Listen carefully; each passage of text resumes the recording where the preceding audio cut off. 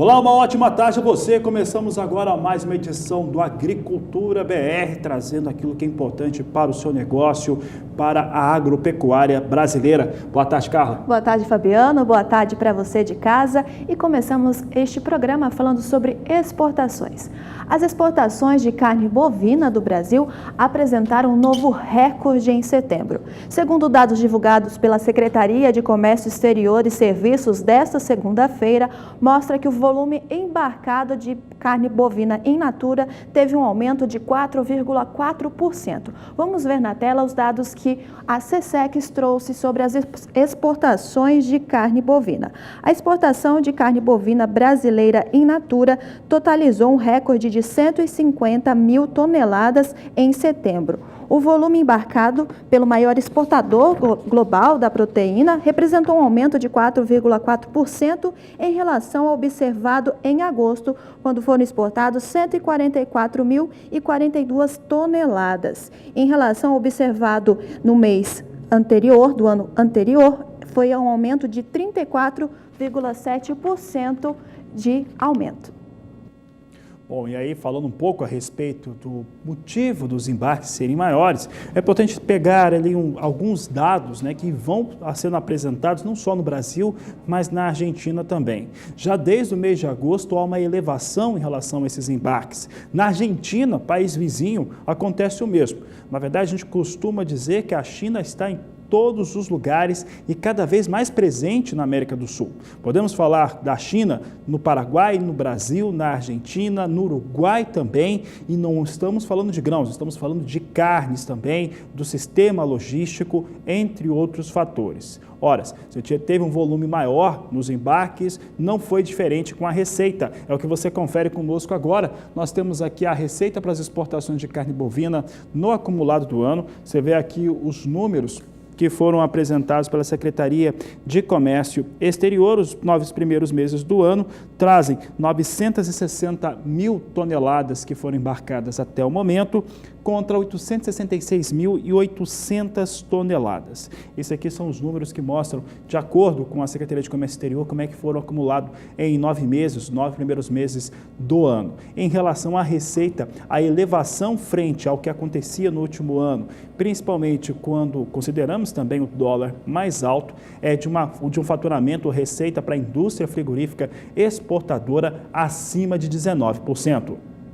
E vamos falar agora sobre mercado financeiro. O dólar opera em queda nesta terça-feira, abaixo dos R$ 4,00, com os investidores ajustando os seus investimentos com a pesquisa Ibope divulgada ontem. Vamos ver então como a moeda norte-americana opera neste momento no Brasil.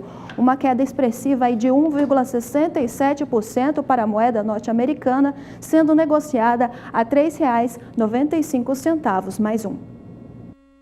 Dólar mais baixo hoje, mais negócios também na Bolsa de São Paulo. No nível de negócios melhorou no dia de hoje, o índice Bovespa vinha subindo antes dessa edição do Agricultura BR entrar no ar. Isso tem tudo a ver com o que a Carla acabou de citar em relação à pesquisa divulgada nessa última segunda-feira, porque o mercado entende que o candidato preferido dele, do mercado, vem em melhores situações. Mas já há quem diga que o Instituto de Pesquisa Ibope mudou ali um critério que mexeu com esses números. Mas isso não vem ao caso porque é tudo sempre muito polêmico quando fala-se de política, Walter Pulga, e quando a política afeta a economia, muito mais, não é isso mesmo? Boa tarde, seja bem-vindo. Boa tarde a você, boa tarde a todos. Olha, é um período, Fabiano, de muita especulação, seja no mercado de ações, seja no mercado de câmbio, há muita especulação. É um momento em que o especulador aproveita para, nesses altos e baixos, ganhar dinheiro. Por isso, sempre alertamos, cuidado em períodos pré-eleitorais, porque a oscilação será grande. Às vezes uma surpresa para muitas pessoas, mas quem trabalha com economia já espera essa volatilidade. Bom, resumindo, o dólar vem em baixa hoje, chegou a ameaçar aí alguma reação, mas trabalhava agora há pouco na faixa de R$ 3,95, tinha uma queda de mais de 1,5%. O dólar cedendo, lógico, desestimula em parte as exportações brasileiras, o volume de negócios. Mas, por outro lado, nós temos tido um avanço na Bolsa, né? O que ocorre é que a Bolsa sobe, neste momento, mais de 3%. Ou seja, a nossa Bolsa ganhava alguns minutos, pontuação, passando aí dos 81 mil pontos, ou seja, os recursos saem do dólar e correm para o mercado de papéis, mercado acionário. Resumindo, é de se esperar que realmente ocorra uma movimentação no mercado até as vésperas da eleição, na próxima sexta-feira. Aliás, o mercado já se acomoda em números mais baixos quando falamos de dólar. O dólar chegou a se aproximar de R$ 4,20 há algumas semanas. Recuou, foi recuando e agora opera abaixo de R$ 4,00. Não é surpresa para quem está acostumado com a economia, como eu disse. Entre os mais bem colocados, Jair Bolsonaro, do PSL, foi o único a crescer na preferência dos eleitores na última pesquisa do Ibope.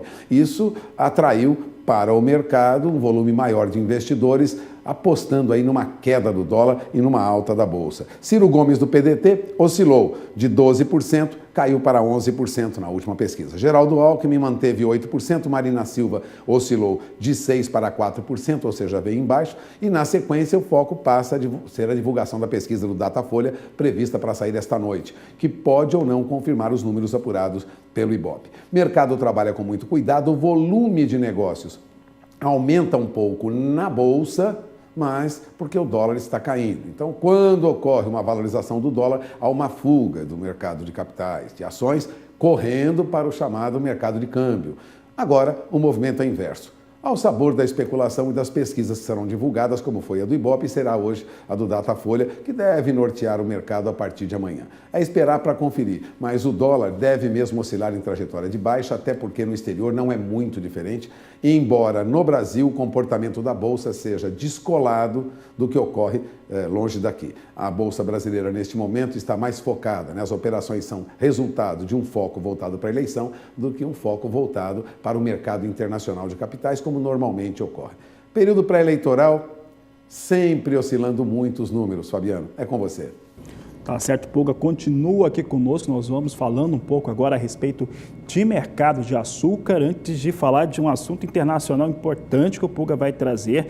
Nós temos aqui os primeiros dados que uma importante empresa de consultoria também, a Archer, ela fala a respeito das posições firmadas já para a temporada 2019-2020, trazendo ali uma situação de valores lá na casa de 13 centes mais 45 por libra-peso, falando já de contratos aí que estão sendo firmados. Isso porque o preço do açúcar está preocupando muita gente e olha só, Brasil, e essa informação que o Pulga vai nos comentar agora, ameaça ou vai entrar com uma ação na OMC, Organização Mundial do Comércio, contra a Índia por conta do subsídio ao açúcar. Pulga, como é que funciona isso?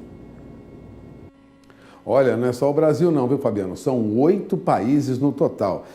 Resumindo, esses países que fazem parte do que a gente chama de Aliança Global do Açúcar, que reúne associações de produtores de açúcar da Austrália, do Brasil, do Canadá, inclusive do Chile, da Colômbia, até da Guatemala, incluindo aí África do Sul e Tailândia, ou seja, são países que fazem parte desta Aliança Global de Açúcar, estão procurando os seus governos para que entrem na OMC, na Organização Mundial do Comércio, contra a Índia por conta de subsídios que concede à produção de açúcar e à exportação de açúcar. Bom, a organização dos países, organizações de países produtores de açúcar desses países, aliás, esses 8 países da Aliança Global do Açúcar, respondem por 85% do açúcar exportado em todo o mundo, né? Incluindo aí, lógico, o Brasil. Eles querem agora que os governos apresentem um pedido na OMC contra a Índia por conta dos subsídios que ela concede. Vamos lembrar, a Índia aprovou mais um pacote de subsídios para a produção e exportação de açúcar que soma, acredite, 760 milhões de dólares e prevê apoio à exportação de 5 milhões de toneladas num momento em que o mercado global já está com muito açúcar estocado, né? A pressão acontece através dessa aliança global que deve procurar governo do seu país, né, esses produtores para que pressionem, lógico, lá na OMC pela abertura de um chamado contencioso, né? Uma discussão, uma verificação. Ocorre o seguinte, aqui no Brasil, as usinas já esperam o término das eleições para conversar com o ministro da Agricultura, Blairo Maggi, e também com o ministro das Relações Exteriores, Aloysio Nunes, avaliando aí uma estratégia para entrar na OMC e questionar a Índia por conta desses subsídios, né? No comunicado que esses 8 países fizeram ontem, assinado também pelo Brasil, o diretor executivo da União das Indústrias de Cana-de-Açúcar, né, da única aqui no Brasil, Eduardo Leão, afirmou que a indústria brasileira não vê essas medidas da Índia como uma opção e temos, ele disse, encorajado o nosso governo a desafiá-los em um mecanismo de estabelecimento de disputa na OMC. O Brasil pretende ir mesmo à Organização Mundial do Comércio, questionar e até, se for o caso, punir o governo indiano e os produtores indianos. Bom, a pressão já vinha sendo articulada por produtores brasileiros e produtores da Austrália. Agora se ampliou. Agora, por que isso? É um país fortemente afetado pelos subsídios da Índia, né? Depois de anunciar esse novo pacote, os preços internacionais do açúcar já haviam caído 36% em um ano, recuaram para o patamar mais baixo dos últimos 10 anos. Para você ter uma ideia, assim que a Índia, na semana passada, anunciou esses subsídios, os preços desabaram no mercado norte-americano e também na Bolsa de Londres, né? Na semana passada, o valor dos contratos atingiu o menor patamar dos últimos 10 anos, repito, reflexo dessa decisão da Índia, né? O que ocorre? No Brasil também a pressão é muito grande, né? No mercado interno, o indicador CPEA de ontem, por exemplo, para açúcar cristal em São Paulo, ficava em R$ 61,79 a saca, ou seja, só ontem a saca de 50 quilos do açúcar cristal tinha uma queda de 1,34%. E o açúcar cristal, tendo como referência Santos, né, a R$ 62,41, perdia, né? Então veja bem, em São Paulo perdia 1,34%, em Santos a R$ 62,41 a saca perdia quase 1,60%. Resumindo, a pressão é grande. Agora, as indústrias escapam, não, Fabiano, por conta do etanol. Como há uma busca maior do consumidor pelo etanol, as usinas têm uma saída na produção de etanol, as usinas brasileiras. Mesmo assim, o açúcar desaba no mercado internacional. É com você. Tá certo, Walter Pulga Júnior, obrigado pela participação. Tá aí as informações a respeito do mercado de açúcar, mostrando um pouco do que vem acontecendo e principalmente, né, essa expectativa de abertura do chamado contencioso na OMC contra a Índia por estar subsidiando o açúcar por lá. É importante lembrar que a Índia é o maior consumidor do mundo e ali a situação é bastante séria em relação à produção e também consumo interno do adoçante.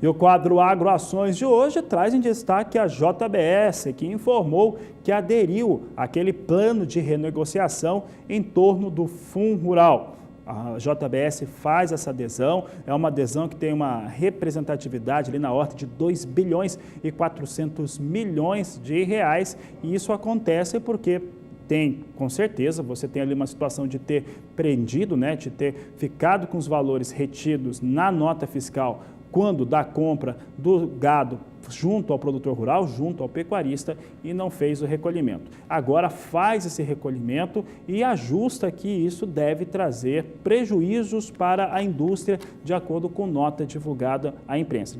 A indústria que eu digo é a JBS. Vamos ver como é que vem se comportando as ações da JBS aqui no acumulado de 30 dias. Você tem aqui as ações que bem acima daquilo que tinha de negociação há um ano, e nos últimos 30 dias vem com queda. No dia 3 de setembro estava em R$ 9,49. No dia 5 do mês passado, recuou a R$ 9,35. No dia 18 de setembro, chegou ao seu patamar mais elevado nesse período histórico considerado, R$ 9,77 o valor da ação.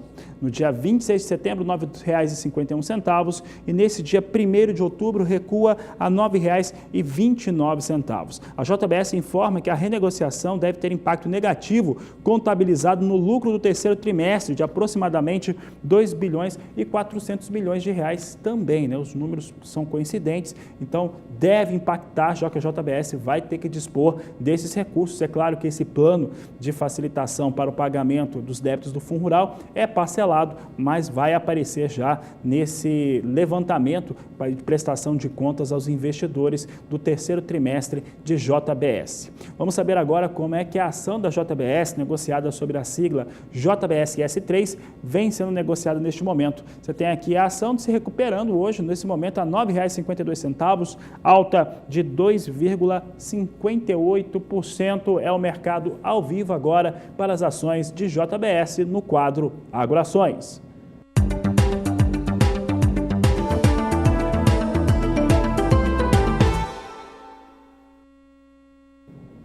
Olha, o que tudo indica, as tradings que operam no Brasil com a exportação de soja vão conseguir levar mesmo para o mercado externo 76, 77 milhões de toneladas de soja e muita gente está dizendo que vai chegar próximo a 80 milhões de toneladas. Mais do que isso, a procura continua extremamente forte e isso ameaça totalmente o abastecimento interno no Brasil. Abastecimento interno, principalmente naquele momento de estoque de passagem, o Brasil tradicionalmente não é um país que tem um grande estoque de passagem de uma safra para outra na soja, mas neste ano, por conta do conflito entre China e Estados Unidos sobre o aspecto comercial, deve faltar soja. É por isso que tem gente também dizendo que vão comprar soja lá nos Estados Unidos. Essa é uma das possibilidades que deve acontecer no Brasil para garantir as atividades da indústria esmagadora.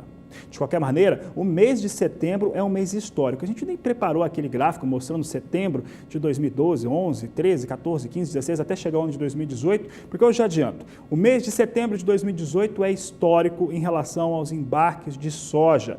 Nunca para um mês de setembro se teve um volume tão forte quanto esse que eu vou mostrar agora. Olha só, são 4.610.000 toneladas de soja embarcadas no mês de setembro de 2018. É uma alta de quase 8%, 7,9% frente aos dados apresentados de volume no ano passado, também para o mesmo mês.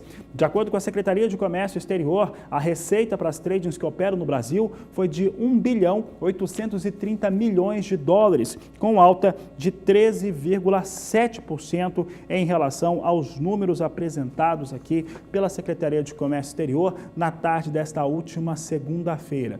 De novo, setembro de 2018, eu posso dizer, acho que é a quinta ou a sexta vez que é recorde em meses consecutivos quando comparado ao mesmo período sazonal, ou seja, os meses anteriores, em que o Brasil ou as trades conseguem bater recordes de embarques de soja aqui do país.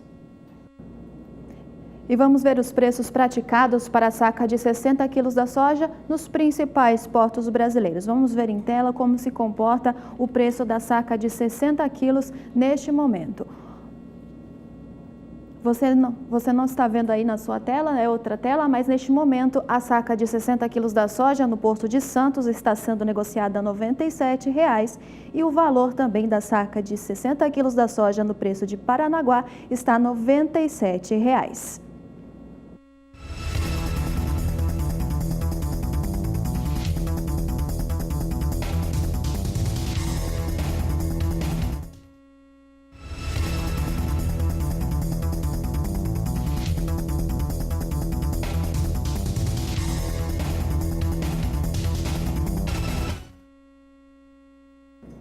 E o plantio de soja no Paraná avança e chega próximo a 30% da área plantada com a oleaginosa. Vamos ver os dados trazidos pelo Departamento de Economia Rural do Paraná, o DERAL, para o plantio de soja no Paraná.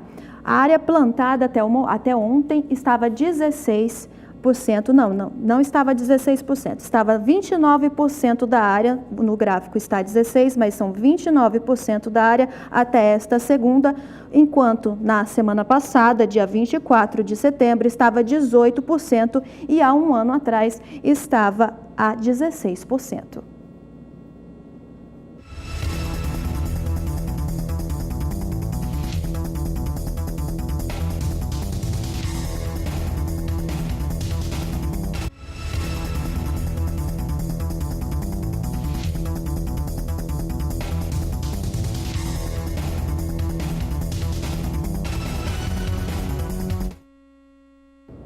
Vamos então para a Somar Meteorologia para ver com a Juliana Rezende como fica o clima para o Paraná, que está com o plantio de soja avançado. Muito boa tarde, Juliana. Seja bem-vindo à Agricultura BR. Como fica o clima aí na região?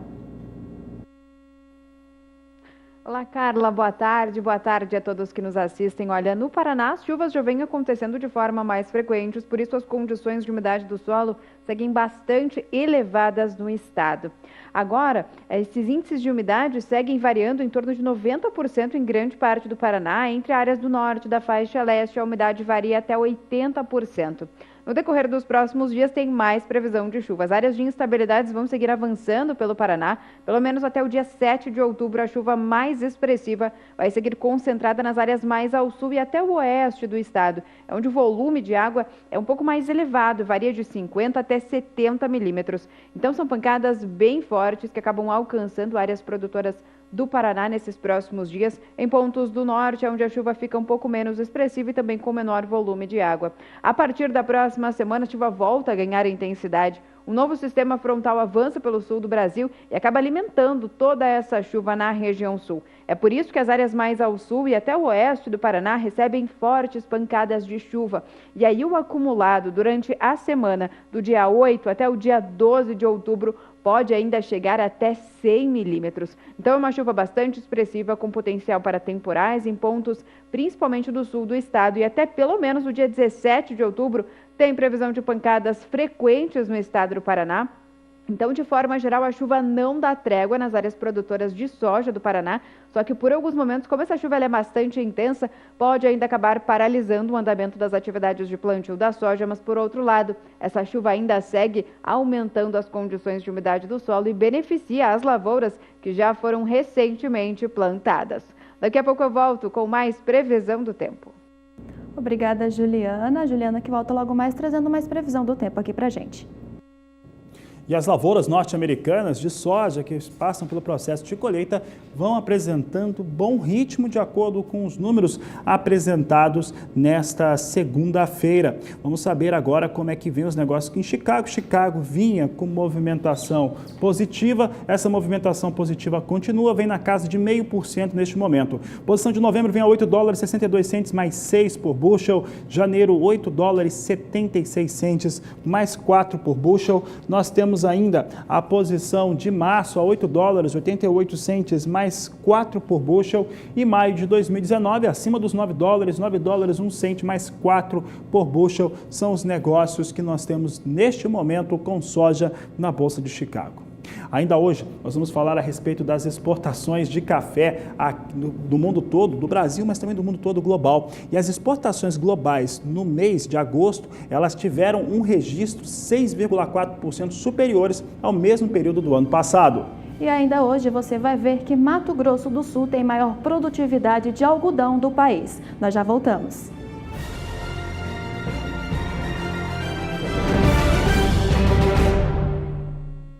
E a Agricultura BR destaca a partir de agora as informações do mercado do café.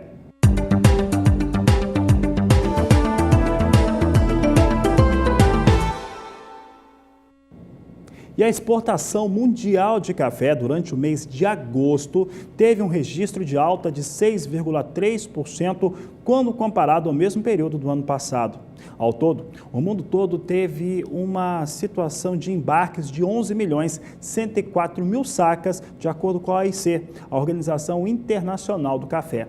Vamos ver na tela como é que ficaram os números aqui em relação a 2018 e 2017, mês de agosto, lembrando que aqui é o mundo todo, exportação global. De acordo com a OIC, alta de 6,3%, porque em 2018, agosto teve registro de 11.100.000 sacas contra 10.440.000 sacas de 60 quilos no mês de agosto do ano passado. Vamos ver então os dados que a Organização Internacional do Café trouxe para o volume embarcado das variedades do grão. Vamos ver na tela os dados trazidos pela OIC. Do total exportado no mês de agosto, 6.947.000 sacas foram do café arábica, representando um aumento de 6,7% na comparação com 2017, quando foram exportados 6.514.000 sacas. Já a exportação de robusta aumentou 5,7% de 3.930.000 sacas para 4.155.000 sacas. Vamos saber como é que vem os negócios com o café arábica. Nesta última segunda-feira, houve uma movimentação um pouco mais interessante, pelo menos sobre o aspecto em relação ao produtor, com uma ligeira alta. Essa ligeira alta, com um dólar um pouco mais próximo a R$4, deu até uma destravada no mercado brasileiro. O verdade é que o mercado físico brasileiro não está tendo negócio, porque a pressão de Nova York normalmente é muito forte e acaba que o cafeicultor tem feito, usando aquela expressão, da mão para a boca. Então, não tem vendido café em grandes volumes, tem vendido o suficiente para, colocando assim, bem resumido, para pagar as contas. Ontem teve um destravamento de mercado, um volume mais alto de vendas no comércio brasileiro, no mercado físico. Vamos saber como é que vem o café em Nova York agora, porque ele influencia esses negócios aqui no Brasil. Então, a tendência, pelo que eu estou vendo na tela, é manter esse destravamento, quer dizer, café sendo mais comercializado no físico brasileiro. Veja só, futuro de café arábica na Bolsa de Nova York, volta aqui um pouquinho para o estúdio, o futuro de mercado do café arábica na Bolsa de Nova York, neste momento, o pessoal escreveu robusta aqui, mas é arábica, posição de dezembro, $1,07 mais 10 a libra peso, março $1,10 mais 50, maio $1,12 mais 80 e a posição de maio vindo a $1,15 por libra peso.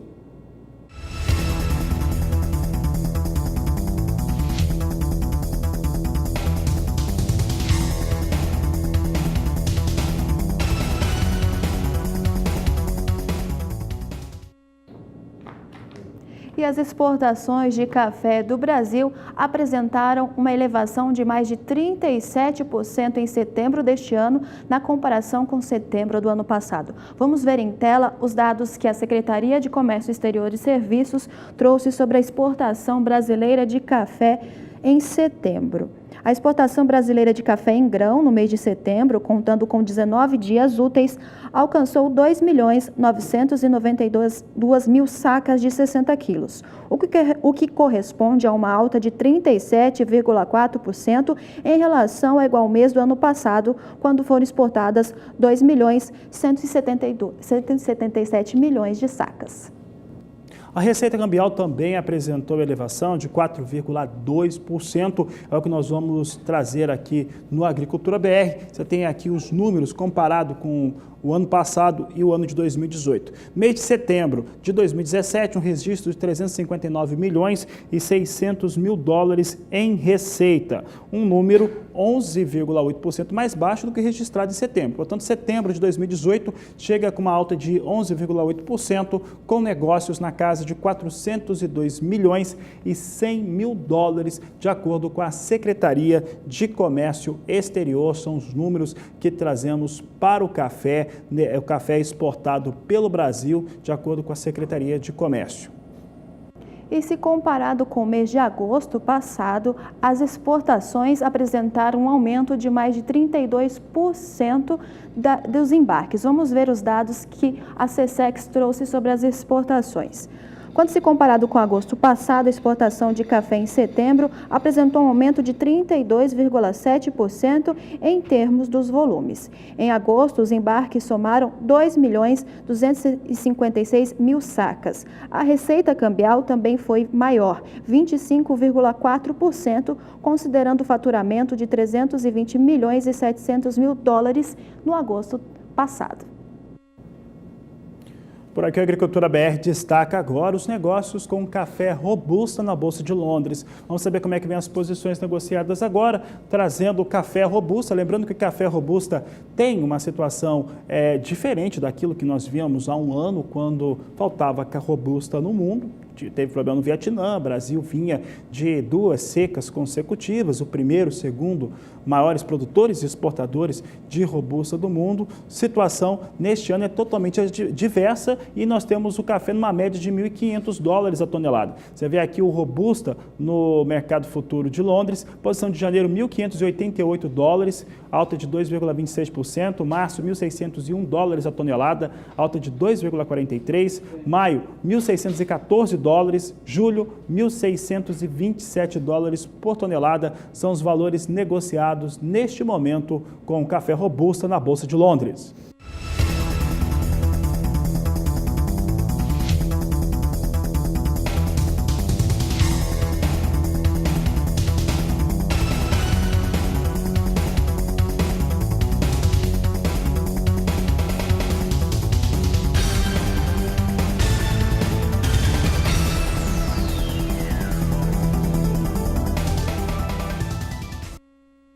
E ontem foi o Dia Internacional do Café.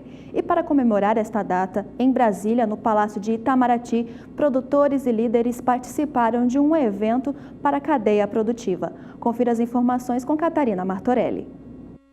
Somos o maior produtor de café do mundo. Este ano, a produção deve ser de 60 milhões de sacas. As exportações devem chegar a 35 milhões de sacas e o consumo interno, 22 milhões de sacas. Para o Ministério da Agricultura, apesar da crise de preços, a produção de café vai bem. Não é por causa de oferta mesmo, né? Mas o Brasil, felizmente, ele tem muitos mecanismos de apoio à produção, à comercialização, à estocagem, né?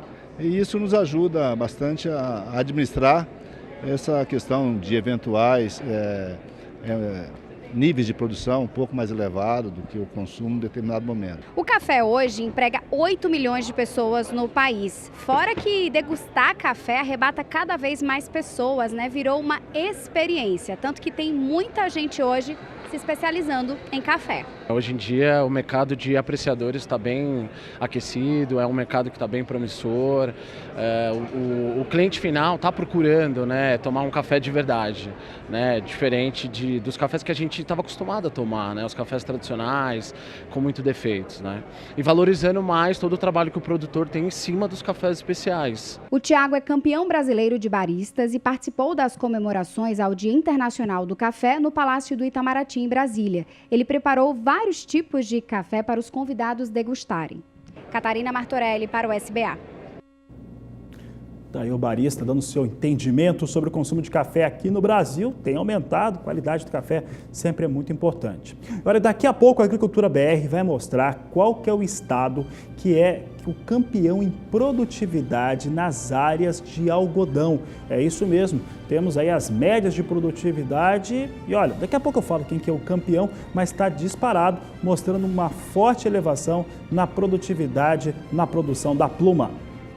E ainda hoje, aqui no Agricultura BR, você vai ver que o Brasil apresentou diminuição na produção de fertilizantes. E você pode participar aqui conosco enviando uma pergunta, foto ou vídeo da sua produção pelo nosso WhatsApp, que é o 67996562266. Voltamos já.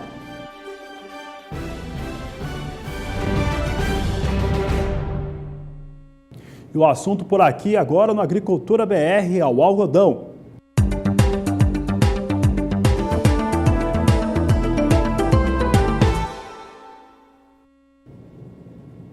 E de acordo com a Abrapa, a Associação Brasileira dos Produtores de Algodão, o estado de Mato Grosso do Sul é o campeão de produtividade na atual campanha, chegando a 328,7 arrobas por hectare no nível de produtividade em relação ao que vai sendo apresentado na safra. É o que nós vamos mostrar aqui na tela. Campanha 2017-2018, de acordo com os números da Abrapa, estado de Mato Grosso do Sul atingindo 328,7 arrobas por hectare, é o campeão de produtividade do Brasil. Carla. E Fabiano, para a área estimada de plantio de algodão em 2019, há uma expectativa aí de aumento de 15%. Vamos ver os dados que a Ampasul trouxe para a expectativa da área plantada de algodão em 2019. A Ampasul estima um aumento de 15% da área plantada, que atualmente é de 30.450 hectares, e deve aumentar para 34 mil hectares. E olha, pesquisadores lá no estado de Mato Grosso publicaram um estudo extremamente importante a respeito do combate e controle do chamado bicudo do algodoeiro. Quem fala sobre o assunto é o repórter Valdir Pacheco. Manejo conjunto é o título de artigo escrito pelos entomologistas do Instituto Mato Grossense do Algodão, IMA, em parceria com os pesquisadores da Singenta Proteção de Cultivos e da Universidade Federal Rural de Pernambuco, o FRPE. O objetivo do artigo é contribuir para o controle do bicudo do algodoeiro, considerado a maior praga da cotonicultura brasileira.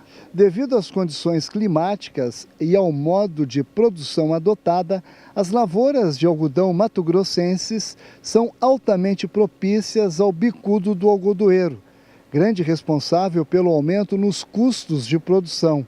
No artigo, os pesquisadores destacam a importância de manter o manejo integrado de pragas MIP nas lavouras de algodão, além de dar dicas sobre quais medidas devem ser adotadas no manejo da praga. O primeiro passo é a detecção e o monitoramento do inseto na fase adulta com a utilização de armadilhas. Os autores chamam a atenção para outras formas de combate ao bicudo do algodoeiro, para, além do monitoramento e aplicação de inseticidas, que devem ser realizadas sempre de forma conjunta, com a destruição da soqueira, limpeza das rodovias e o compartilhamento de informações. Como exemplo de ação conjunta que apresentam resultados positivos, eles citam os grupos técnicos do algodão GTA do Mato Grosso, que são coordenados pelo IMA-MT e pela cadeia produtiva do algodão de cada região. Os GTAs facilitam a troca de informações na região produtora e unificam as ações, potencializando seus resultados. Os pesquisadores citam o exemplo da região Sapezal, núcleo regional noroeste, que estava sofrendo com o aumento da população do bicudo do algodoeiro e, após a criação do GTA a partir de 2016 e das ações conjuntas de manejo, registrou uma queda significativa nos índices de captura do inseto por armadilha. Os autores do artigo alertam, abre aspas, a cotonicultura brasileira vem se tornando cada vez mais dinâmica e tecnificada. E isso contribui para a elevação na produção e a consolidação do Brasil no cenário mundial como grande produtor. Porém, todo esse dinamismo vem acompanhado da elevada complexidade de cultivar em grandes extensões, o que muitas vezes dificulta a realização de algumas ações primordiais para o manejo do bicudo, como monitoramento, aplicações em curtos intervalos de tempo, com no máximo 5 dias entre cada aplicação, e a destruição dos restos culturais, fecha aspas. Na avaliação dos pesquisadores, a união de todos os envolvidos na cadeia produtiva do algodão é de suma importância para a realização de um controle efetivo do bicudo do algodoeiro através da cooperação e trocas de informações. Valdir Pacheco para o SBA, Sistema Brasileiro do Agronegócio. E as temperaturas devem cair no estado do Rio Grande do Sul nesta semana e há um baixo risco de geadas no interior do estado gaúcho. Vamos então lá para a Somar Meteorologia para ver com a Juliana. Juliana, quais áreas podem ser afetadas por este clima? A massa de ar mais seco vai avançar pelas áreas mais ao sul e até a região da campanha do Rio Grande do Sul, e é justamente nessas regiões onde a temperatura vai cair de forma mais expressiva e, por isso, tem ainda um pequeno risco para a formação de geada na campanha, região de Canguçu, Encruzilhada do Sul também. As condições de umidade do solo no Rio Grande do Sul seguem bastante elevadas por conta das chuvas que vêm sendo frequentes. Agora, nesses próximos dias, como a chuva vai ficar mais concentrada na região norte do estado do Rio Grande do Sul, nas áreas mais ao sul e até na campanha, as instabilidades perdem força, o tempo seco vai predominar ainda ao longo dessa semana, por isso as temperaturas vão cair. As mínimas em grande parte do estado variam de 9 até 11 graus. E aí nas regiões da Campanha e também na região de Canguçu e Encruzilhada do Sul, a temperatura pode cair um pouco mais, ficando próxima de 5 a 6 graus. Com isso, há risco para a formação de geada, mesmo que seja uma geada de fraca intensidade de forma bem pontual. Tanto as temperaturas da manhã como as temperaturas da tarde, então, vão permanecer amenas. Durante a tarde, a máxima varia de 22 a 24 na metade sul do Rio Grande do Sul e apenas no norte, onde a temperatura consegue subir um pouquinho mais. Já a partir dos próximos períodos, tendência de chuva ganhando mais intensidade já é no próximo final de semana, que novas áreas de instabilidades avançam pelo Rio Grande do Sul e voltam a provocar fortes temporais com chuvas bastante expressivas e também com alto volume de água. Tanto que o norte gaúcho pode receber acumulados de chuva até 100 milímetros entre o período do dia 8 até o dia 12 de outubro. Então, ainda ao longo desta semana, a temperatura volta a cair, o que acaba garantindo um pequeno risco de geada, principalmente em pontos da Campanha e até do sul do Rio Grande do Sul. Daqui a pouco eu volto com mais previsão do tempo. Obrigada, Juliana. A Juliana que volta ainda hoje trazendo mais previsão do tempo para a gente. Olha, daqui a pouco no Agricultura BR nós vamos falar a respeito de fertilizantes. Para ser mais preciso, da redução na produção de fertilizantes no Brasil. E ainda hoje você vai acompanhar a previsão do tempo para o estado do Piauí. E você pode participar aqui com a gente enviando sua pergunta, foto ou vídeo da sua produção pelo nosso WhatsApp, que é o 67996562266. Voltamos já.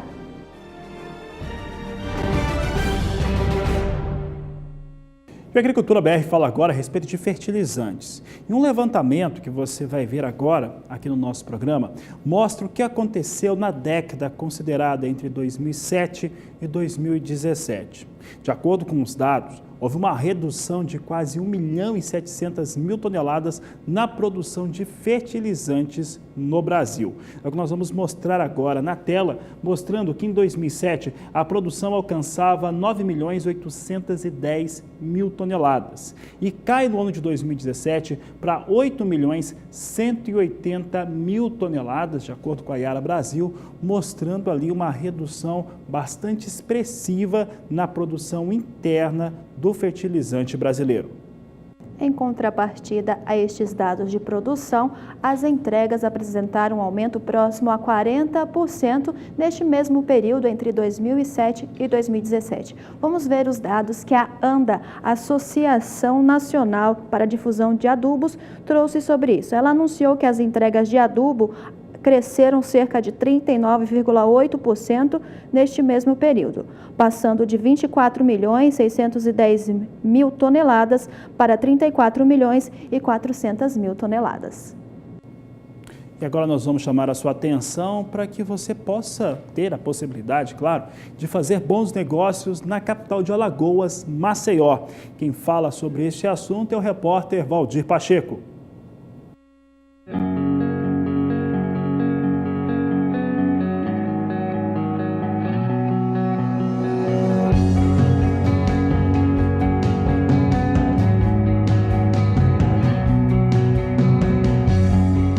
Maceió possui uma das partes mais belas do litoral nordestino. Inúmeros trechos da costa são protegidos por recifes que tornam o mar calmo. As águas costumam ser azuis ou esverdeadas o ano todo. Você já pensou em investir em Maceió? Então, aqui surge uma oportunidade para você empreender em Maceió. Basta apenas participar do leilão judicial num processo de execução desta área urbana de aproximadamente 3.584.600 metros quadrados, a menos de 5 quilômetros do aeroporto Zumbi dos Palmares, distante 20 quilômetros da capital Maceió. A área que será leiloada está no complexo da usina Utinga, na rodovia AL-404, a 2 quilômetros da BR-104, que liga ao aeroporto. A segunda praça será realizada no dia 4 de outubro de 2018, às 8 horas da manhã, horário de Brasília. A segunda praça haverá um desconto de 50%.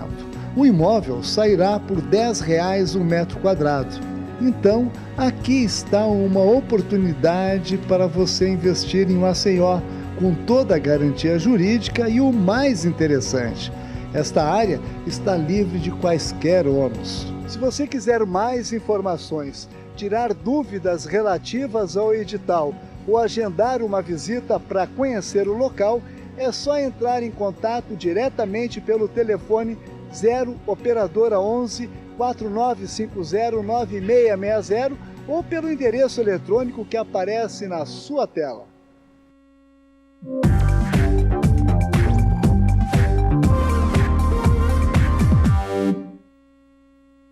E agora é a hora do quadro Agricultura BR Responde, trazendo as respostas à sua pergunta, telespectador.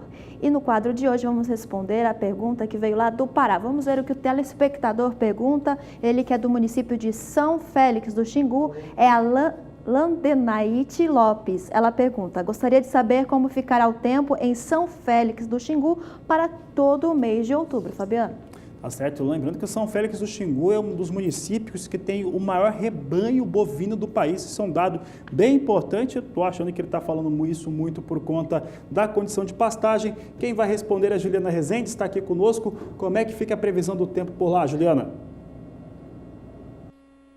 Respondendo então, o telespectador da região de São Félix do Xingu, que quer saber como que fica o tempo para a região dele. Ora, no estado do Pará, as chuvas vêm perdendo intensidade aos poucos. Nesses próximos dias, tem previsão de chuva nas áreas mais ao sul, justamente na região de São Félix do Xingu, mas não vai ser aquela chuva tão forte e volumosa. E essas instabilidades acabam sendo também associadas por conta do calor e da umidade do ar mais elevada na maior parte do estado.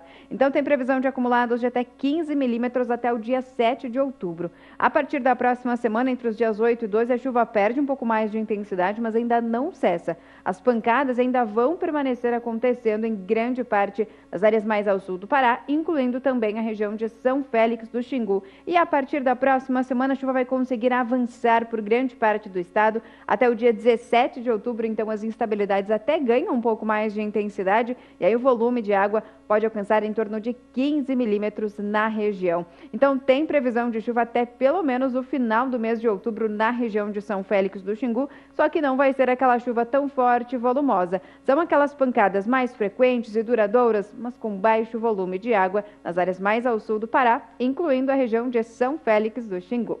Daqui a pouco eu volto com mais previsão do tempo. Obrigado, Juliana. E daqui a pouco ela responde outras participações também de telespectadores aqui no Agricultura BR.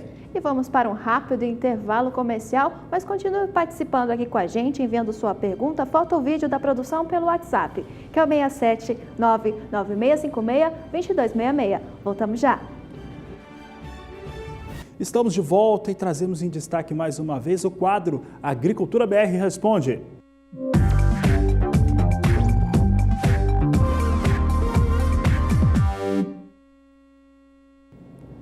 Carla, e temos participação agora de telespectadores do Piauí. Vamos saber quem está participando agora conosco. É o Luiz, do município de Caracol.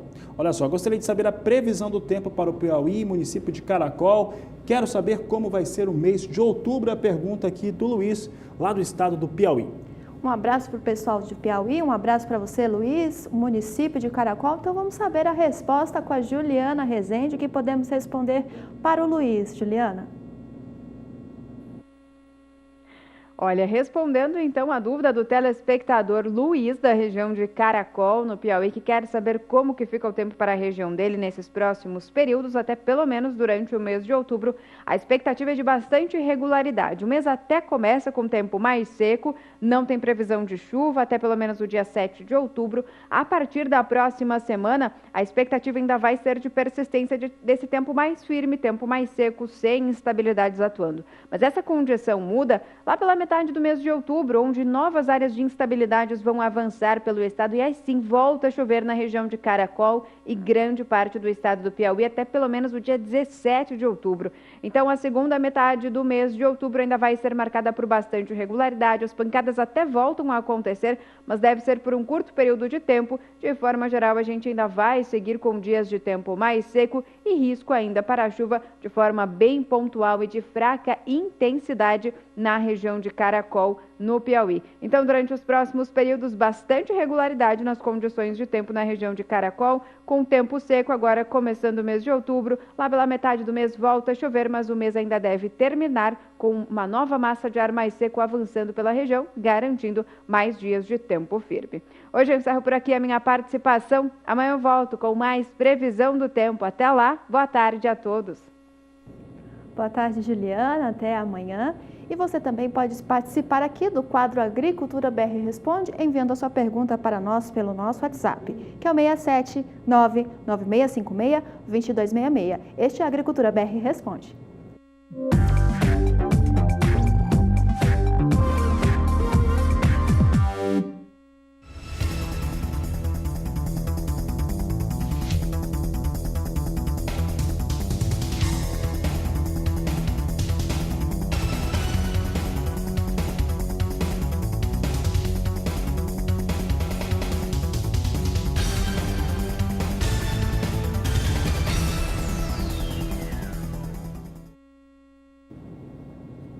Em instantes, no Agricultura BR, você tem as informações finais desta edição. Vamos saber se soja lá nos Estados Unidos continua em alta e também como que vem a moeda norte-americana. Fique conosco, nós voltamos já.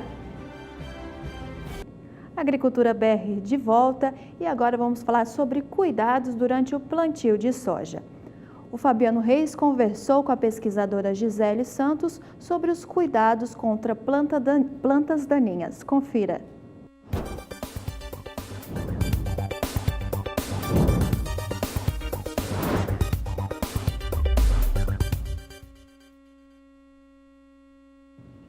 Olha, para falar desse tema, plantas daninhas e também o que fazer antes, durante e depois do cultivo, principalmente da soja, eu converso aqui com Gisele Santos, ela que é professora no curso de agronomia da Uniderp e nos traz alguns detalhes, algumas dicas importantes. Gisele, um prazer recebê-la aqui no canal do Boi, no Agricultura BR.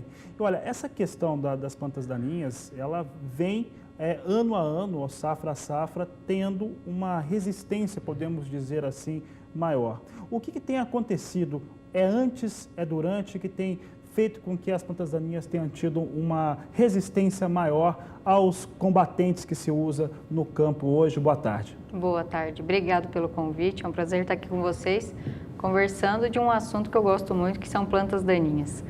E realmente o cenário é esse, né? Cada ano a gente tem um número maior de plantas daninhas resistentes, né? E principalmente o glifosato. Esse é o cenário que nós temos hoje. Se nós pegarmos os gráficos de plantas daninhas resistentes, no Brasil isso cresce muito rápido. Por exemplo, buva, amargoso são as principais plantas daninhas resistentes que nós temos ao glifosato, entre outras que já estão surgindo. Foi um processo que aconteceu e a gente foi usando algumas ferramentas, alguns herbicidas e usando só aqueles herbicidas, né? Isso foi selecionando as plantas e aí elas se tornaram resistentes aos herbicidas, principalmente o glifosato. No caso do glifosato, que foi talvez o principal parceiro nos últimos anos, hoje ele não consegue ter esse grande efeito. Hoje nós temos no campo, em áreas de cultivo, maneiras de se combater essas invasoras, essas plantas daninhas de folha larga, de folha estreita. Como é que isso tem sido feito de uma maneira que fique mais econômico para o produtor rural? Porque senão ele acaba demandando muito mais de uma aplicação para conseguir fazer esse combate. Sim, hoje nós temos várias ferramentas que podem nos ajudar, né? Por exemplo, uma boa cobertura da palhada, né? A gente usar uma cobertura, fazer uma rotação de culturas, essa cobertura nos ajuda muito, principalmente impedindo que novas plantas venham a germinar, né? Porém, nós temos aquelas plantas que não precisam de luz para germinar, que é o caso do capim amargoso. A semente que está lá do capim amargoso não precisa de luz. Então, mesmo com aquela palhada, aquela semente vai vir. Porém, ela é importante no nosso sistema. Nesses casos, uma ferramenta que nós quase não conversamos e é importante é o uso do pré-emergente. O herbicida pré-emergente é fundamental. Então, o que nós podemos fazer? É associar a palhada, a rotação de cultura, né, junto com pré-emergentes. É um excelente controle onde a gente consegue diminuir esse banco de sementes, principalmente sementes de plantas daninhas resistentes ao glifosato. Isso é algo que se faria agora, antes de iniciar o cultivo da soja, por exemplo? Exatamente, é o período que nós estamos agora, é fazer uma boa dessecação, né? Então, onde nós entramos com os produtos em pós-emergente da cultura para controlar aquelas plantas daninhas que já estão na área, e aí nós também aplicamos junto o herbicida pré-emergente que vai controlar aquela semente que está no solo. Hoje nós temos algum tipo de manejo, de controle, ou mesmo pensando assim em erradicar, que seria eficaz nas áreas de produção? Tem como controlar essas invasoras?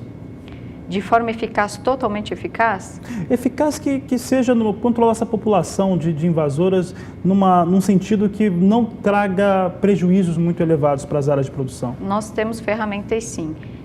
E de novo, são manejos integrados, né? Realmente nós precisamos, primeiro ponto, começar essa dessecação antes do nosso plantio. Tá? Então, o manejo antecipado das plantas daninhas é importante. Conseguimos fazer o plantio no limpo? Hoje nós conseguimos, né? Se nós começarmos essa dessecação antes do plantio, 20, 30 dias antes do plantio. E depois realizar mais algumas aplicações dentro da cultura, né? O mais importante que a gente precisa lembrar é que quando nós falamos de plantas daninhas, existe um período na cultura da soja, do milho ou do algodão que a gente precisa deixar livre das plantas daninhas. Então, se você realizar um manejo antecipado e correto, bom, plantar a cultura no limpo, você consegue evitar as perdas iniciais, que nós chamamos de mato competição inicial. Hoje, pelo que você tem visto nas áreas de produção, no seu estado, no Mato Grosso do Sul, o produtor tem conseguido fazer isso? Nas regiões mais sul do Mato Grosso do Sul, onde as chuvas começam um pouco mais cedo, tem condições de fazer sim, né? Ele consegue fazer esse manejo 20 dias antes do plantio. A gente precisa se programar, entender as plantas daninhas que nós temos na área. Regiões que a chuva demora um pouco mais, essa dessecação tende a acontecer 10, no máximo 15 dias. Mas o mais importante que a gente precisa entender é que se nós plantarmos essa cultura, soja, o milho, o que a gente for semear agora, e a dessecação não estiver bem realizada, nós já vamos começar perdendo. E nós não podemos perder para mato competição. Então, o mais importante é a gente realizar uma boa dessecação e fazer esse plantio no limpo. Hoje, tem como falar assim, no mapeamento nas áreas de produção de soja do Brasil, onde se tem um controle mais efetivo e até mesmo menos efetivo dessas invasoras? De forma geral, o que a gente observa? O sul do Brasil possui plantas daninhas mais resistentes ao glifosato. É um cenário muito próximo a isso. É a área mais tradicional também. É a área mais tradicional. Porém, eles começam com uma umidade de chuvas um pouco mais cedo, a gente consegue fazer um bom controle. Por exemplo, o inverno mais chuvoso, em agosto, para o sul do Brasil, a gente faz muito manejo outonal para uma buva, né? Já no Cerrado, regiões que a gente passa por um período de seca um pouco mais longo, a gente deixa essa dessecação mais próxima ao plantio. Então, existem as diferenças. O mais importante é conseguir fazer essa dessecação, nem que a gente coloque o plantio um pouquinho para frente, porque senão nós vamos perder para a mato competição. Você falou colocar o plantio um pouquinho para frente. Na última safra, 17-18, por enquanto a recorde em produtividade e também produção final, vários estados, ou os principais estados que produzem soja no Brasil, com exceção do Paraná, plantaram um pouquinho mais para frente por questão climática, mas isso acabou colaborando com uma série de fatores. Pode-se dizer também que ajudou a controlar e, de repente, melhorou a produtividade no campo? Em muitos casos, sim, porque você teve as primeiras chuvas, depois parou a chuva, certo? E aí aquele banco de sementes veio germinando, a gente conseguiu fazer uma boa dessecação em muitos casos. Lógico que não foi o único fator, né? Mas eu acredito que na última safra nós aprendemos muito. Nós voltamos a alguns conceitos que em algumas regiões nós havíamos esquecido, né? Muitas vezes a gente foca na safrinha, né? Pensa muito no período safrinha, mas lembrando, por exemplo, se a gente não realizar uma boa dessecação de um capim amargoso agora, né, nesse momento, ou antes do plantio, nós vamos conduzir esse capim amargoso dentro da cultura da soja durante a soja inteira. E ela vai nos prejudicar também no milho safrinha. Então, por isso da importância agora. É agora que a gente começa a manejar essa planta. Gisele, nós estamos no país inteiro. Olha só, alguns estados, aí eu vou colocar Mato Grosso e o estado do Paraná, principalmente, estão mais adiantados, inclusive mais adiantados no plantio da soja do que vieram na safra passada. Nessas áreas onde o cultivo já começou, O que fazer quando você já está com a soja ocupando parte da área destinada ao cultivo da oleaginosa? Se a cultura já está estabelecida, nós já plantamos e foi feita alguma dessecação, porém está vindo um fluxo muito grande ainda de plantas daninhas, né? Temos soluções, temos ferramentas que são os principais herbicidas que nós utilizamos. Uma coisa que eu sempre falo nas palestras onde eu faço pelo Brasil, que mesmo a soja sendo RR ou sendo resistente ao glifosato, todos os herbicidas seletivos para a soja também funcionam, né? Nós temos excelentes ferramentas. Então, existe o controle, a gente consegue fazer o controle, porém, sempre lembrando que eu gosto de falar para os produtores, a soja ela precisa ficar no limpo nos primeiros dias, 7, 10, 15, 20 dias, ela precisa se manter no limpo. Então, se ele deixar para fazer aquele controle dentro da cultura apenas, já perdeu ali em torno de 3, 4, 5 sacos por hectare. A competição já começou e ela vai perder espaço para a invasora. Já começou. Então, as perdas podem ser inúmeras, né? Por exemplo, que a gente estava falando do capim amargoso. Se você tiver de 1 a 3 plantas por metro quadrado, né, parece que não é nada, uma plantinha aqui, outra ali, você pode ter prejuízos de 25% a 40% da sua produção. Muito elevado. É muito elevado. Então, esperar um pouquinho, fazer um bom manejo na dessecação é excelente e precisamos fazer uma boa dessecação para evitar essas perdas. Tá certo, Gisele. Eu quero agradecer a sua participação aqui no Agricultura BR. Obrigado o convite, fico à disposição. Tá certo, eu conversei com Gisele Santos, ela é professora de agronomia na Uniderp, Universidade em Campo Grande, no Mato Grosso do Sul.